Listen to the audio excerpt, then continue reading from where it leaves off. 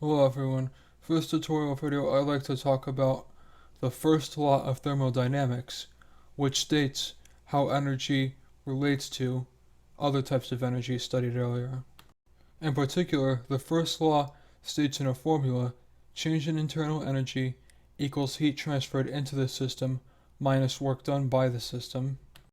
Which should make sense. When something does work, it transfers energy out of it and into whatever it's doing work on. So a common, well-understood example is body metabolism, where if you do more work than the energy that goes into your body, you lose heat, and usually burn fat doing that way. And in contrast, if you have more energy coming in than work you are doing, then you will gain energy, which your body usually stores as fat.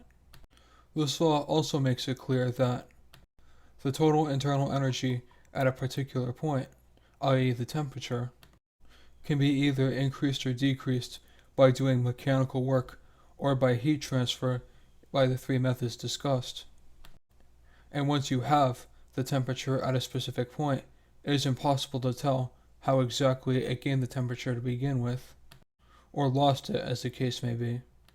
Now that I've explained how the first law of thermodynamics works, I can explain the other important law of thermodynamics, the second law, which states that even though total energy is conserved, many processes that involve energy exchange only happen in one specific direction, and these processes are formally called irreversible, as that is what irreversible usually means in everyday language.